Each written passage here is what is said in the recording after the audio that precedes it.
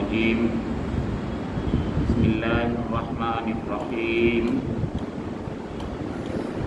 سورة أنزلناها وفرضناها وأنزلنا فيها آيات بينات لعلكم تذكرون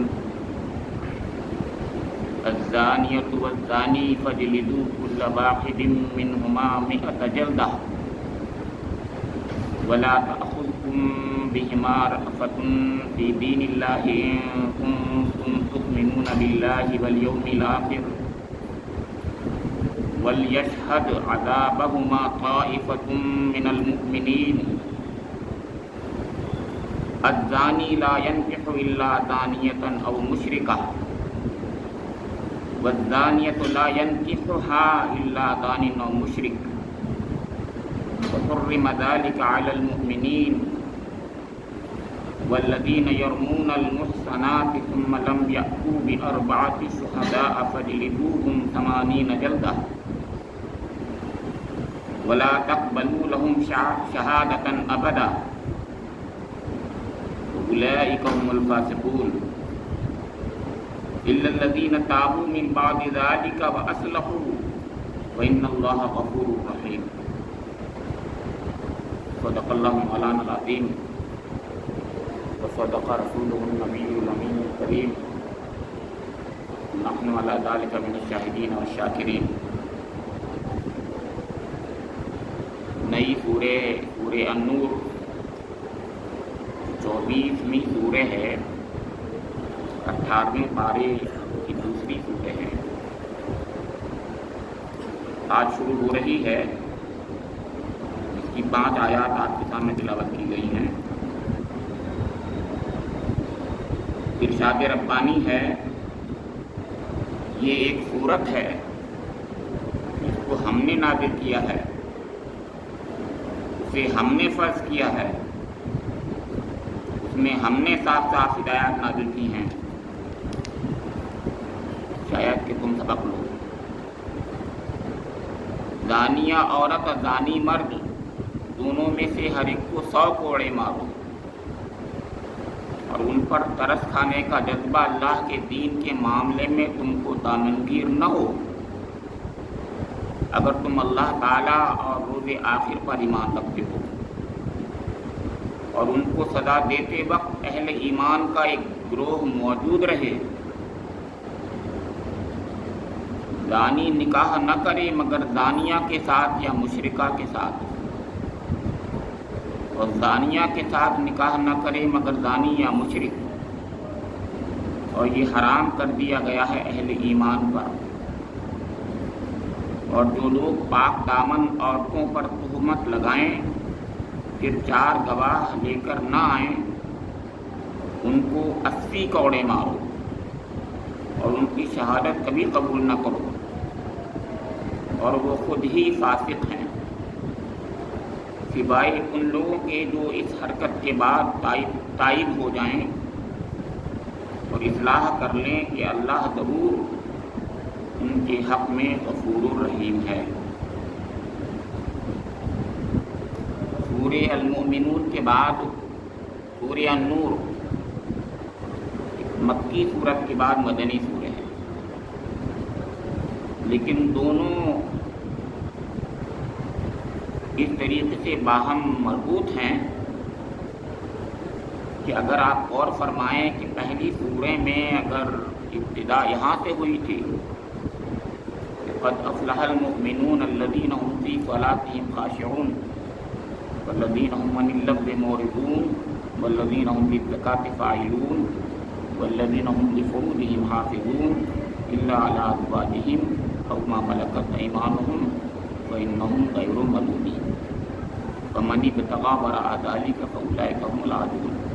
اس میں جو شرمگاہوں کی حفاظت ہے اس کی زیادہ تفصیل بیان کی گئی. 3 آیات کے تعلق سے بیان فرمائی گئی. باقی امانات اور عہد پہ ایک ہی آیت تھی، بہت اہم باتیں تھیں. حالانکہ وہ اس کا مطلب یہ ہے کہ اللہ تعالیٰ نے وہیں سے ابتدا فرما دی تھی.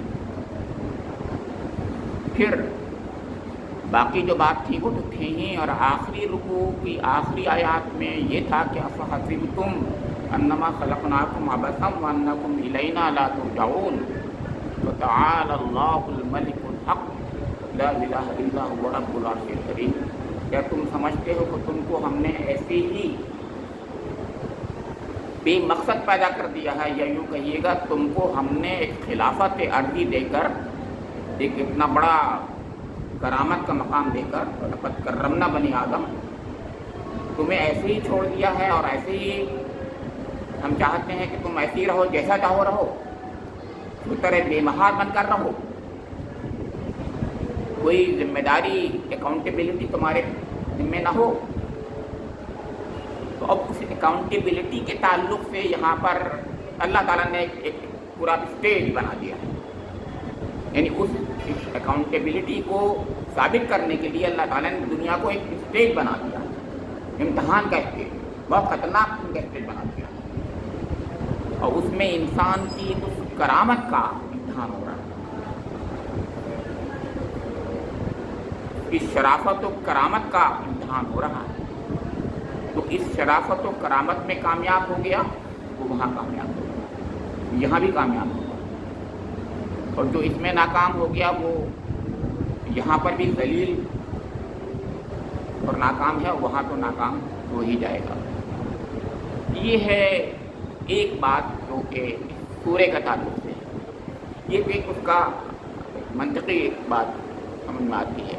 दूसरी चीज़ एक और है, वो ये है कि जिस इनफरादी कैफियत के साथ इंसान मोमिन कामयाबी हासिल करने की कोशिश करता है, जो कि क़द अफ़लहल मोमिनून के 10 सिफ़ात के साथ जिक्र किया गया था, वो इनफरादी नौइयत की खूबियाँ बयान डेवलप करने की बात थी। लेकिन माशरा नूरुन अला नूर कैसे हो, माशरा नूरानी कैसे हो, उसके लिए क्या तरीक़े इख्तियार किए जाएँ, उसके लिए बाकायदा क्या कोशिशें और मुनज़्ज़म क्या कोशिशें की जाएँ,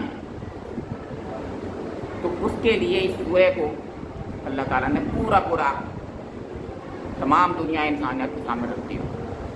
ये माशरे की नूरानियत के लिए ये करना होगा, अगर माशरे को नूरानी बनाना है तो ऐसे बन सकता है।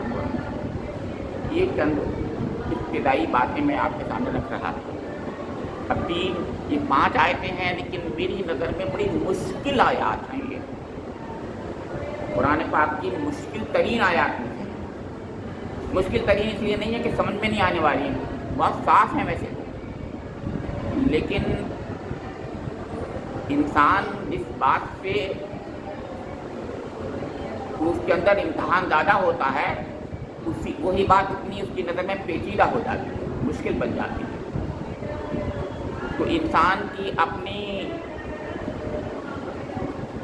जो तबीयत है, जो फितरत है, उस फितरत के लिहाज से ये आयात मुश्किल इसलिए हैं कि बहुत सी बातें मुश्किल नज़र आती हैं, और ख़ास तौर से हम उसको अपनी ज़बान में बोलेंगे, अगर मज़हब की ज़बान में कहते हैं जिसको फ़िक़ही नुक्ते नज़र से, तो फ़िक़ही नुक्ते नज़र से बड़ी मुश्किल आ जाती है। तफ़सीरी नुक्ते नज़र से मुश्किल नहीं है। दर्स में अगर हम कहें, मैं एक बात कह के सामने गुजर जाऊँ, कोई प्रॉब्लम नहीं है, मैंने आपके सामने बात रखी है, उसमें कोई परेशानी नहीं है, लेकिन इसका इतलाक़ कैसे होगा, इम्प्लीमेंटेशन कैसे होगा इस दुनिया में, ये मुश्किल काम है। तो असली चीज़ ये है कि इसका इम्प्लीमेंटेशन कैसे हो, निफाज़ कैसे हो, वैसे निफाज़ जैसा कि रब चाहता है हमारा, उसका रसूल चाहता है, जिससे हकीकत में माशरा नूरुन अला नूर हो जाए, वो कैसे होगा, इसी बिना पर कुछ मसाइल पैदा हो गए। अब मैं बताता हूँ कि एक तरीक़ा ये है कि हम ये कहें इख्तिलाफ़ी मसला है, शादीशुदा ही के लिए क्यों भाई उसके लिए रज्म की सज़ा जो इसमें दी नहीं गई है उसकी बात क्यों करते हैं, यहाँ तो आयत में है ही नहीं, क्यों सिर्फ 100 कौड़े की बात है, 100 कौड़े की बात आगे उससे आगे क्यों बढ़ जाएँ हम, नहीं। अब अगर मेरी तमहीद पर गौर करेंगे तो मैं ये कह रहा हूँ माशरे को नूरुन अला नूर बनाना है, उसको परफेक्ट बनाना है, तो मुझे बताइए कौन सा तरीक़ा ज़्यादा अच्छा लग रहा है। वो तरीक़ा तो जिसमें एक सज़ा 100 करोड़ की देकर बात ख़त्म हो जाए, चाहे वो शादीशुदा हो या ना शादीशुदा हो, या वो कि अगर वो शादीशुदा है تو اس کو زیادہ مجبور کیا جائے کہ تمہارے پاس تو حلال کھانا تھا، حلال رزق تھا، پھر بھی تم نے حرام کی طرف ہاتھ بڑھایا، تو تمہیں سزا زیادہ ملنی چاہیے۔ اب وہ سزا زیادہ کیسے ملے، اس کو تو اللہ کا رسول بتائے گا، اللہ تعالیٰ بتائے گا۔ یہ ہے وہ بات جو بنیادی نوعیت کی ہے۔ اس میں بڑے اختلافات ہیں، اور خوارج نے پہلے ہی دن سے اس کے خلاف آواز اٹھانی شروع کر دی تھی، اور آج معتزلی کچھ ہیں، معتزلہ جدید اور خوارج جدید یا کچھ ہیں جو اس پر آواز اٹھاتے ہیں۔ تو دونوں کے ماڈرن جو نئے مینیفیسٹیشن آئے ہیں وہ اس پر زیادہ آواز اٹھاتے ہیں۔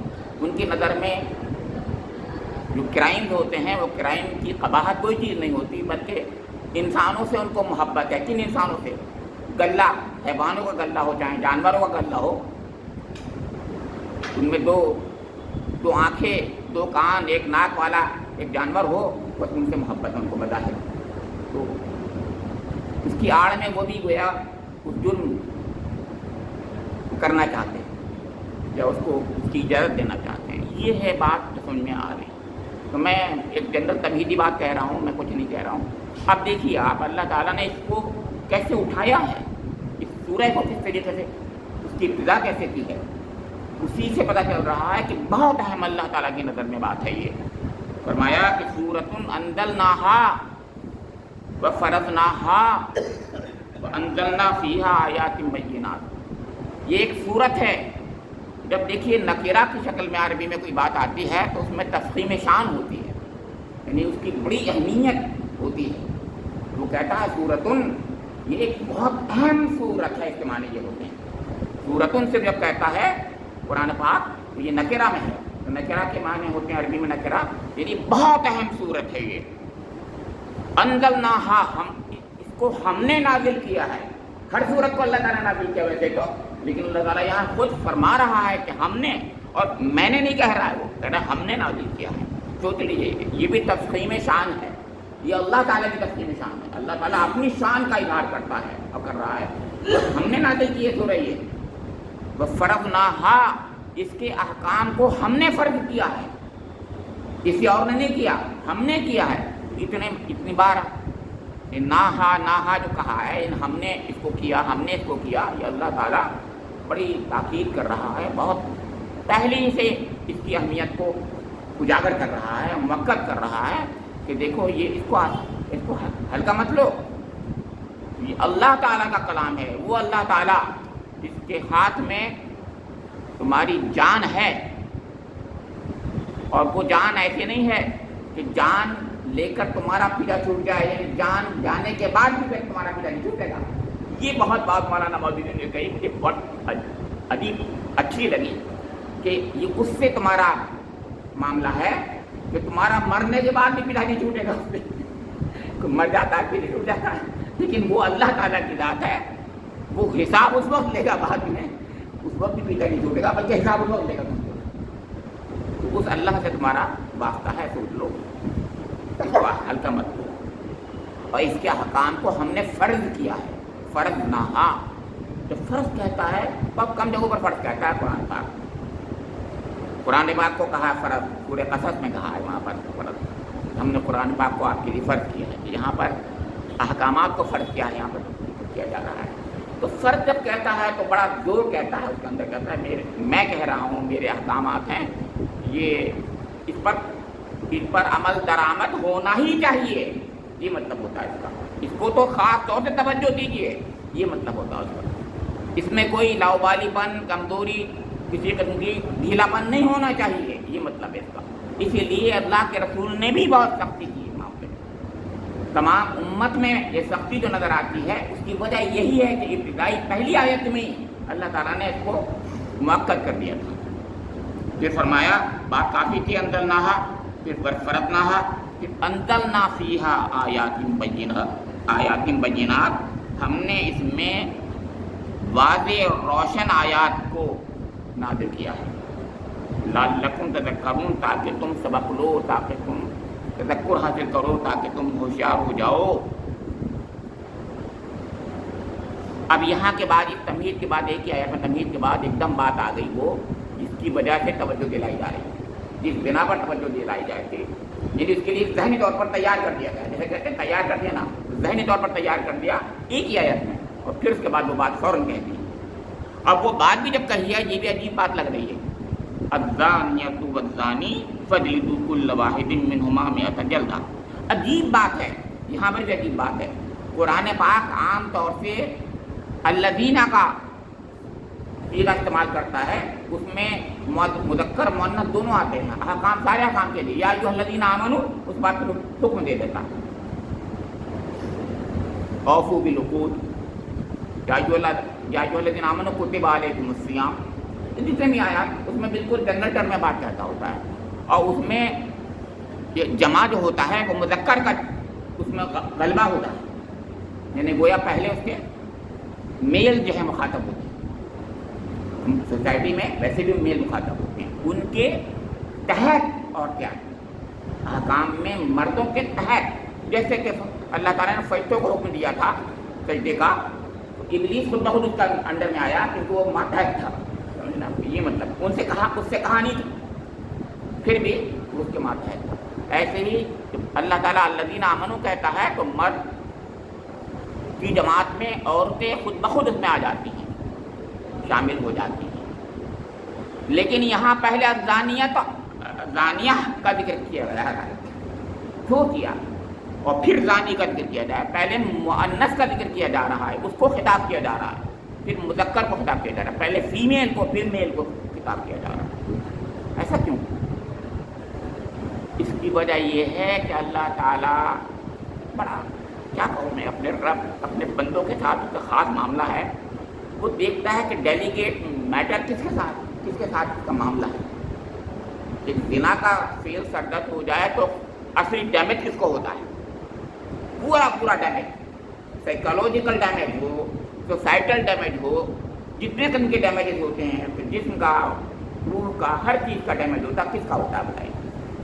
عورت کا۔ مرد کا کچھ نہیں ہوتا، مرد ویسے کی ویسے رہتے ہیں، اگر اس کے ساتھ میں کچھ بھی نشہ اگر وہ کنٹراسیپٹیو استعمال کر لے تو بھی وہ بچ نہیں سکتی بیچاری۔ میں بتا دوں، میں آپ کو آج کے بعد میں کہہ رہا ہوں، پہلے تو تھی نہیں کنٹراسیپٹیو پل، کنٹراسیپٹیو پل بذات خود بہت ڈیمیجنگ ہوتی ہیں، آپ کو پتہ ہے، بہت خطرناک ہوتی ہیں، اس سے پورا ہارمونل ڈسبیلنس ہو جاتا ہے، امبیلنس ہو جاتا ہے، بہت بری حالت ہو جاتی ہے، اس کے بعد وہ کسی قابل بھی نہیں رہتی بیچاری عورت ہے، یہ بتا دیں ایک بار اگر وہ ایسا ہو جائے بڑی مشکل سے پھر اس کی اولاد بھی ہوتی ہے، بہت سی مسائل ہیں، اور بلیڈنگ اور یہ وہ دنیا بھر کی چیزیں تو الگ الگ ہیں۔ تو اس لیے پہلے اس کو مخاطب کیا گیا کہ تو سادہ سسپٹیبل ہے، تو خیال رکھ، معاملہ تیرے ساتھ ہے، یہ ہے بات، یہ پیار ہے، اس میں التفات ہے، لوگ الٹا سمجھ رہے ہیں، یہ التفات ہے اللہ تعالیٰ کا، خاص طور سے عورتوں کے ساتھ التفات کا پہلو ہے کہ عورتوں سے ذکر کیا ہے اس معاملے میں، کہ تم نہیں، سارا نقصان تمہیں ہوگا اس کا، جو کچھ تم نے بے سمجھے بھی بوجھے کچھ کر لیا اگر تو سمجھ لو بہت برا ہوگا تمہارے ساتھ۔ پھر مرد صاحب سے بھی کہا گیا کہ تم بھی سوچ لو، تمہارے ساتھ بھی کچھ ہونے والا ہے، تمہارے ساتھ کیا ہوگا وہ اگلی آیت میں ہے۔ میں بہت سوچ رہا تھا اگلی آیت ہے کیا، مشکل آیت ہے، بہت بڑی اگلی آیت، میں بتا بھی رہا ہوں اگلی آیت میں کیا تھا کہ الزانی لا ینکح الا زانیۃ او مشرکۃ والزانیۃ لا ینکحها الا زان او مشرک۔ عجیب آیت ہے، وہ سمجھ میں نہیں آتی کیا مطلب ہے، وہ نہیں کرے گا، ایک زانی جو ہے وہ زانی سے ہی شادی کرے گا اور مشرک سے کرے گا، اور زانیہ جو ہے وہ زانی مرد سے شادی کرے گی، نہیں کرے گی، کہاں ہوتا ہے ایسا تو نہیں ہوتا۔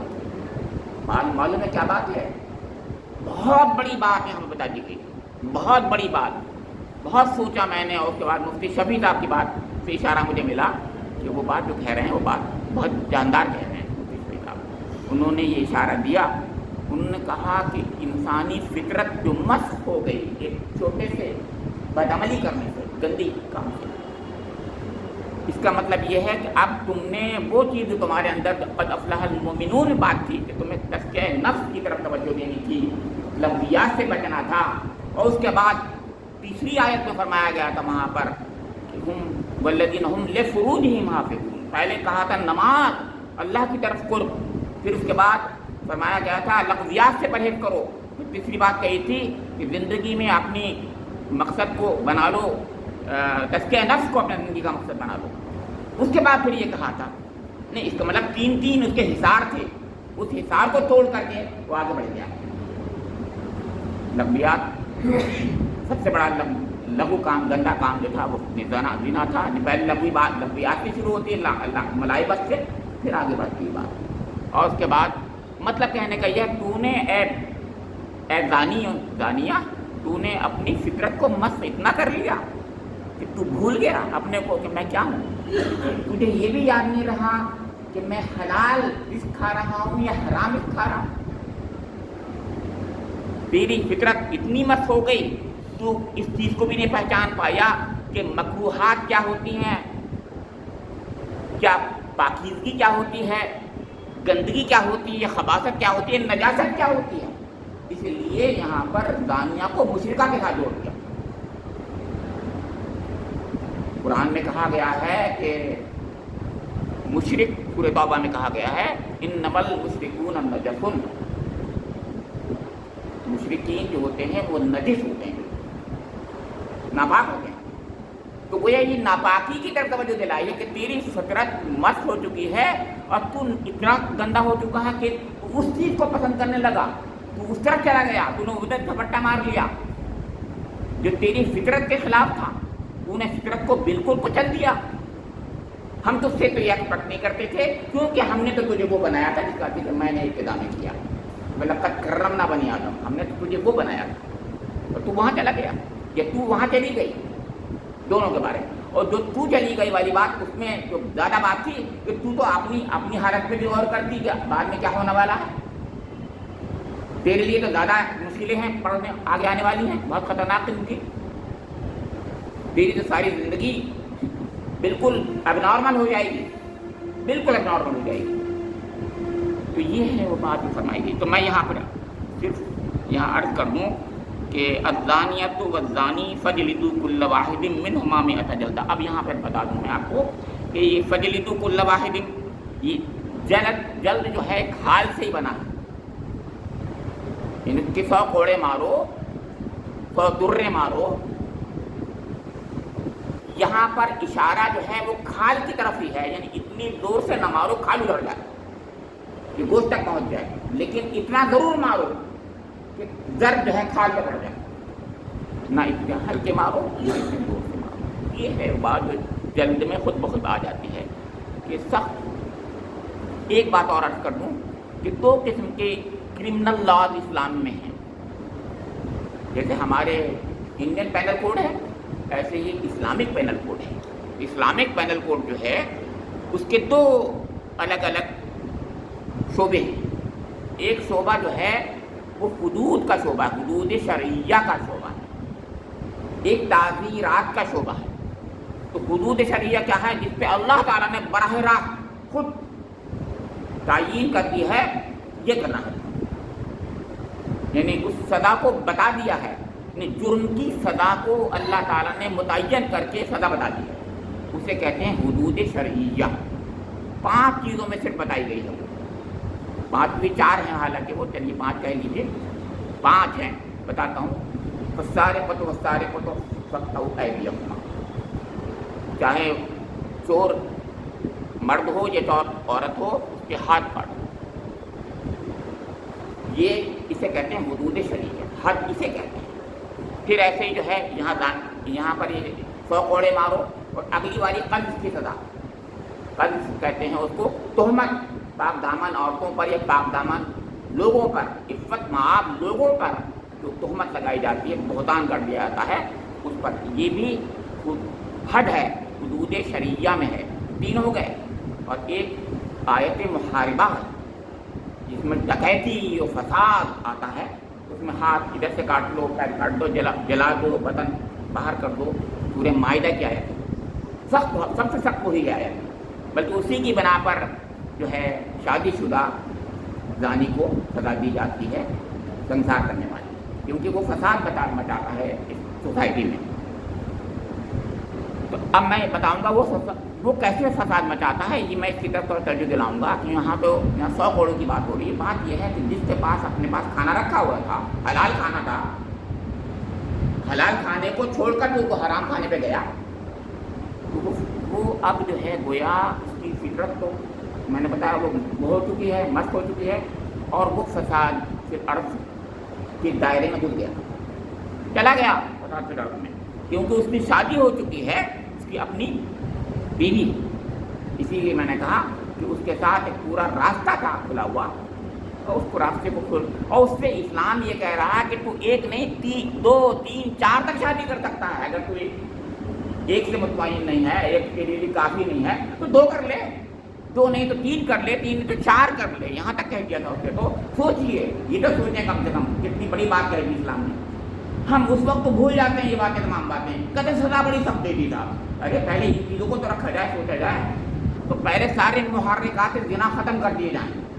اس میں یہ لیے شادی ایک نہیں، اگر کوئی ایک پر مطمئن نہیں ہو سکتا تو 2 کرے، لیکن اس کے ساتھ میں کرے کہ سب کو نان و نسبہ کی ذمہ داری جو اس کی ہے اس کو ذمہ داری کے ساتھ نبھائے گا. یہ نہیں کرے گا کہ صاحب میں صرف اور صرف جو ہے سیکسول سیٹسفیکشن ہی کے لیے کروں گا، اور بلکہ سیکسول سیٹسفیکشن کے لیے ہی صرف کرتا ہے.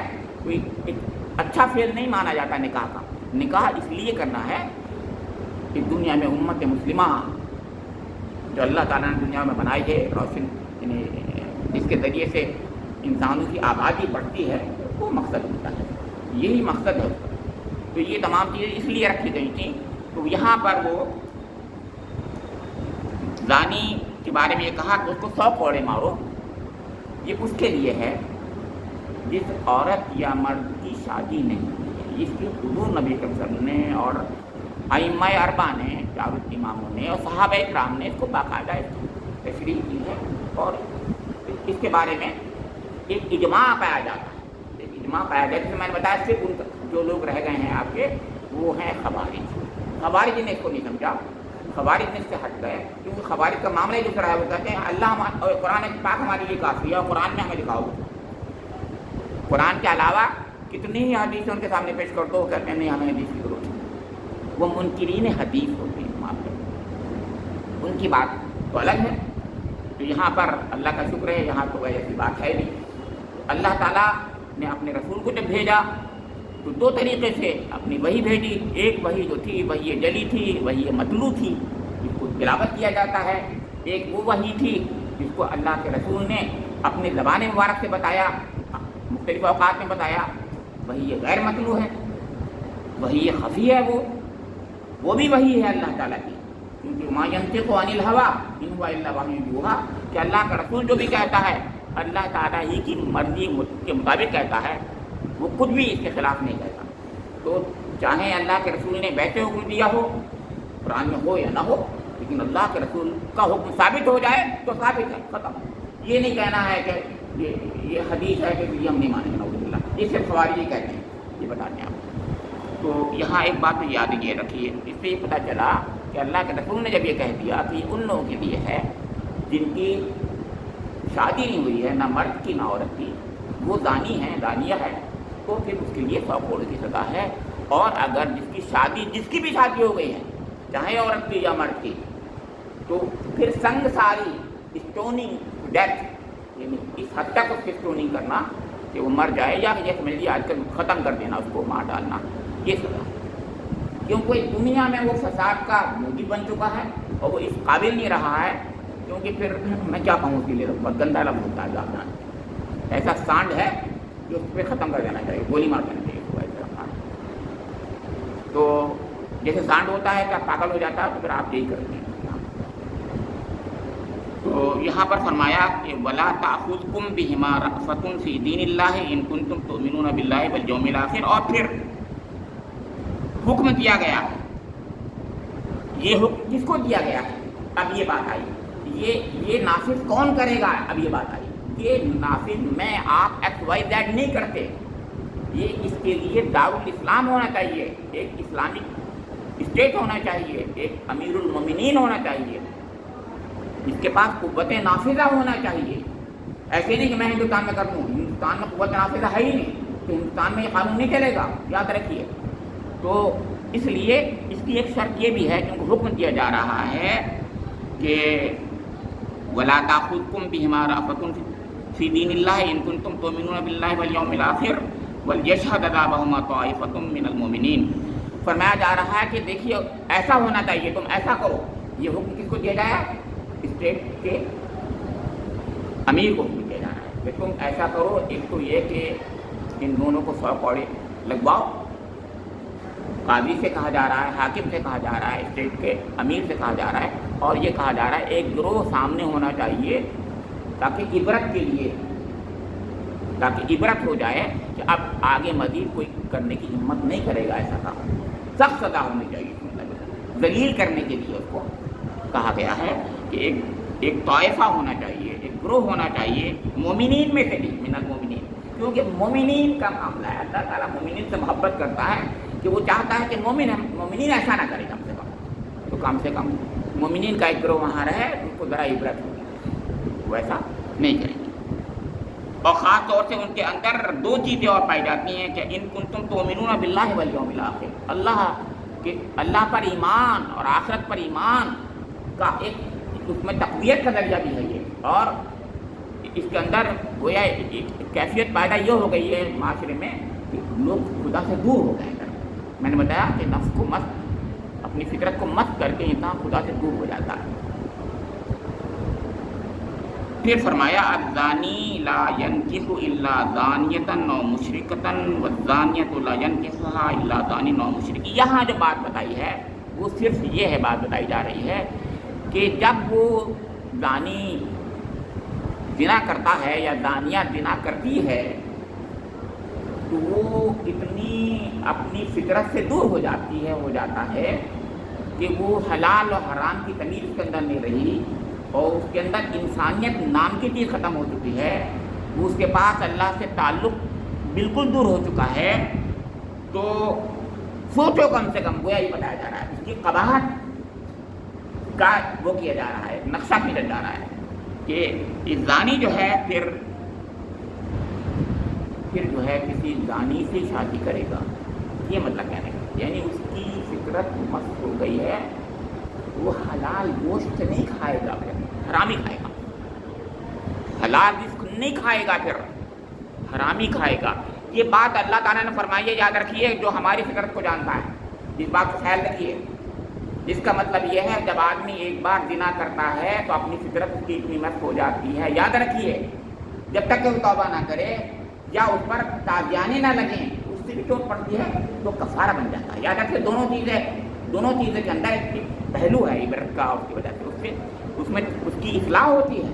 جب تازیانے پڑتے ہیں تو اصلاح ہوتی ہے، انسان نفس کو مزہ آتا ہے، کیونکہ جب چوٹ پڑتی ہے، اس پر جب چوٹ پڑتی ہے تو ٹھیک ہو جاتا ہے، اصلاح ہو جاتی ہے۔ اسی لیے ہم روزہ رکھتے ہیں، بھوکے رہتے ہیں، بہت سے کفارے اس میں روزے ہوتے ہیں، کیوں ہوتے ہیں؟ بھوکے رہو ذرا، اس لیے صدقہ دیا جاتا ہے، جس سے محبت کرتے ہو تو صدقہ دو۔ یہ تمام چیزیں کیا ہیں؟ اس کا مطلب جس نفس کو موٹا کرنے کے لیے تم نے یہ کیا تھا، اب ذرا اس کو دبلا کرو، یہ مطلب ہوتا ہے۔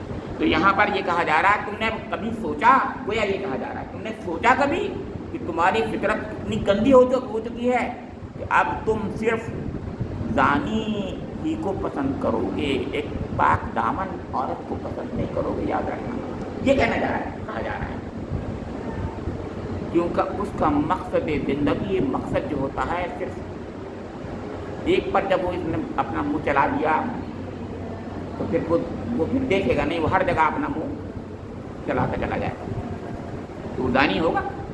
مطلب کہنے کا یہ ہے، ایک عورت پر قناعت نہیں کرے گا، کہنا یہ ہے میرا، وہ پھر ایک عورت پر قناعت نہیں، کیوں؟ ایک بار اس نے نہیں کیا تو دوبارہ نہیں کرے گا، تیبارہ نہیں کرے گا۔ تو یہ کہا جائے، سوچیے کہ ایک زانی ایسا ہوتا ہے، ایسی ایک زانیہ بھی ایسی ہوتی ہے کہ وہ ایک مرد پر قناعت نہیں کرے گی۔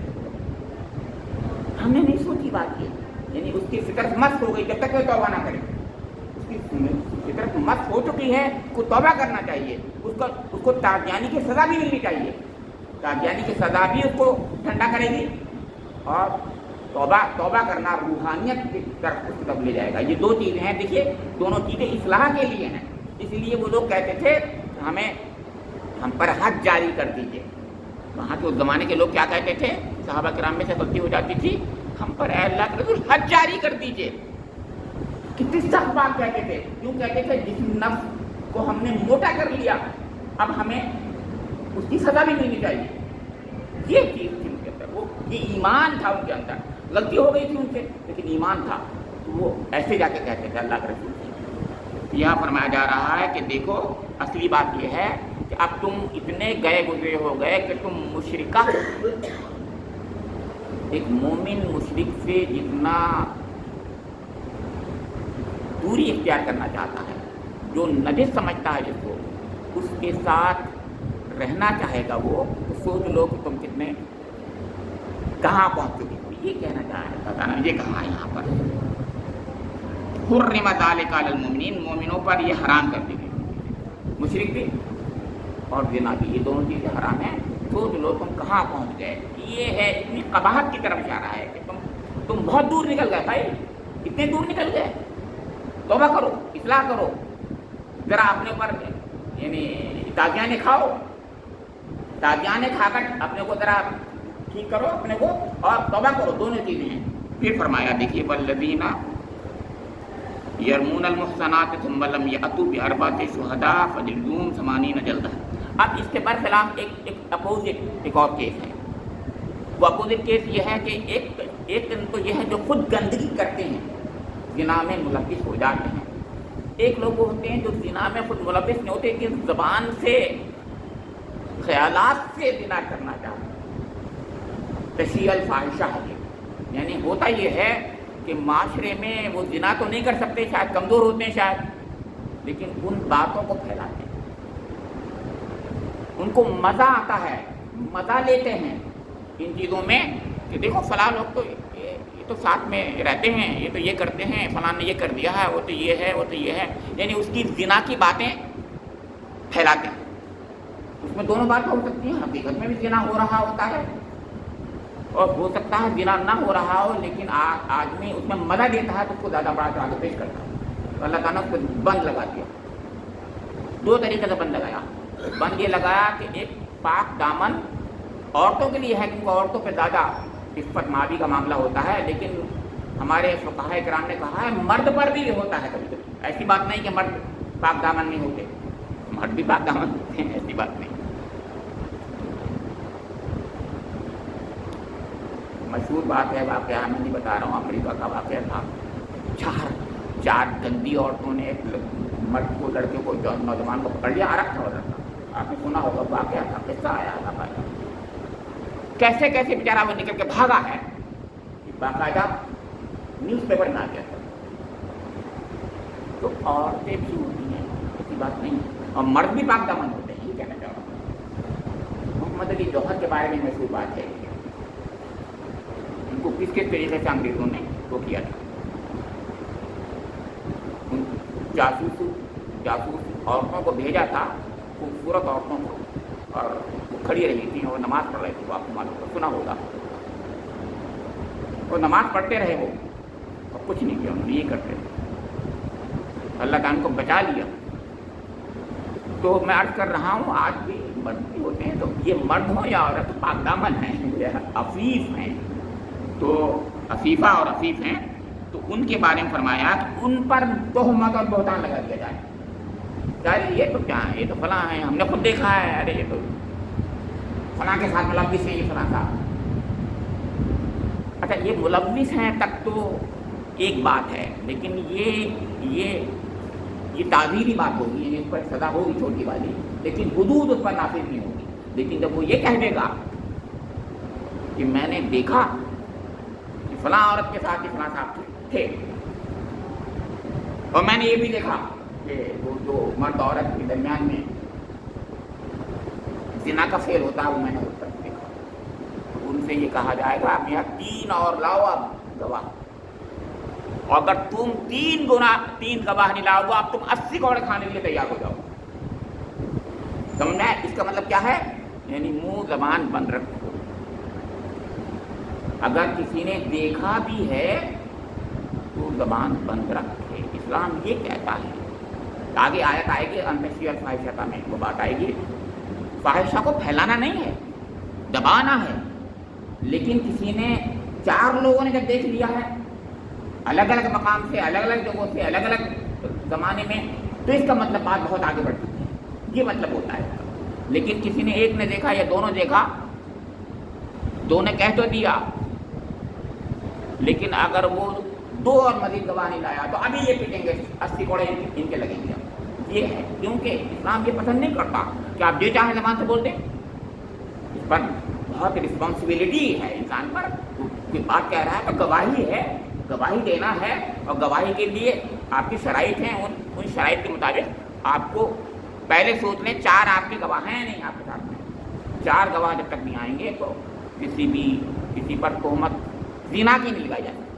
زنا کی تہمت اصلی بات یہ ہے، اور زنا کی تہمت اگر لگا دی ہے کسی نے تو پھر 80 کوڑے کھانے کے لیے تیار رہے، اور 80 کوڑے اسلامی حکومت ان پر لگائے گی، دارالاسلام میں ان پر یہ سزا نافذ ہو جائے گی۔ فرمایا کہ اب کیا ہوگا، اتنا ہی نہیں کرنا ہے پھر، بلکہ وَلَا تَقْبَلُوا لَهُمْ شَهَادَةً أَبَدًا، 80 کوڑے پڑیں گے اور ہمیشہ ہمیش کے لیے اس کی شہادت ختم ہو جائے، وہ شہادت نہیں دے پائے گا کسی بھی جگہ پر، کورٹ آف لا میں شہادت اس کی نہیں مانی جائے گی۔ کتنی بڑی ذلت ہے، کتنی بڑی ذلت ہے۔ اب کسی نے توبہ کر لی، اب آگے ہے، آگے، اور یہی لوگ فاسق ہیں، اولئک هم الفاسقون الا الذين تابوا من بعد ذلك واصلحوا، سوائے وہ لوگ جنہوں نے توبہ کر لی اس کے بعد میں اور اصلاح کر لی اپنے حال۔ اصلاح کرنے کا مطلب کیا ہوتا ہے، جا کر اس سے معافی مانگ لی کہ میں نے بھائی تمہارے بارے میں ایک بات کہی تھی اور میں گواہ نہیں لے پایا، نہ پایا، تو مجھے معاف کر دو، یہ اصلاح۔ اس کے باوجود بھی اللہ تعالیٰ فرماتا ہے، اور ہمارے مطلب اللہ تعالیٰ کو فرما رہا ہے کہ میں غفور رحیم، یعنی قیامت میں تمہارے پر اب تم بچ گئے، لیکن دنیا میں تمہاری شہادت فقہاء کرام کہتے ہیں وہ بین لگ گیا، وہ بین اپنی جگہ پر لگا ہوا ہے، وہ بین رہے گا قائم، اس سے کچھ نہیں ہونا ہے، کیونکہ ایک بار ہو گئے بدنام تو ہو گئے، بد اچھا بدنام برا کہتے ہیں نا، اور بد ایک بات، اس لیے بھی آدمی کو خیال رکھنا چاہیے، یہ کہنا چاہ رہا ہوں میں آپ سے، اس لیے بھی خیال رکھنا ہے کہ کسی کو دیکھ بھی لیا کسی کو تو بھی زبان بند، کیونکہ یہ شہادت قیامت کے لیے ابدا کے لحاظ سے اس کے لیے اس پر جاری ہو جاتی، بین اس پر ہو جاتا ہے۔ اب جس کو اللہ تعالیٰ جو ہے اسلام جو ہے یہ کہہ دے کہ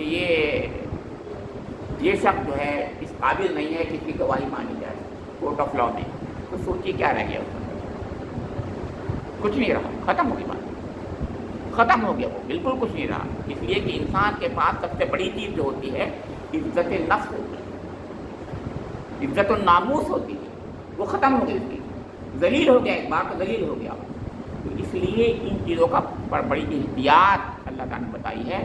میں نے یہ 5 آیات آپ کے سامنے رکھی ہیں، اللہ رب کریم سے میری دعا ہے کہ مجھے اور آپ لوگوں کو وہ معاشرہ جو صرف اور صرف جو ہے اسلامی حکومت میں قائم ہوتا، لیکن ہم اپنے دل سے بھی قائم کر سکتے ہیں، ہم اپنے رب کے ساتھ میں جواب دہ ہیں، ہم جو ہیں اس دنیا میں مسلمانوں کی سوسائٹی میں اپنی چھوٹی موٹی اپنے معاشرے میں تو کچھ قائم کر سکتے ہیں، اس کو کون روک رہا ہے، اور کیوں روکے گا کوئی، اچھی چیز کو کیوں روکے گا کوئی، اچھی چیز ہے جو، تو ہمیں اس کی پوری کوشش کرنی چاہیے، اور ہمیں اس بات کا خیال رکھنا چاہیے کہ کوئی بات بے احتیاطی کی نہ کہیں، ہم کوئی اگر دیکھ بھی لیں تو کشف کوشش کریں، آخری حد تک کشف کوشش کریں، کیونکہ اسلام اسی کو پسند کرتا ہے۔ ربنا تقبل منا انک انت السمیع العلیم وتب علینا انک انت التواب الرحیم، وآخر دعوانا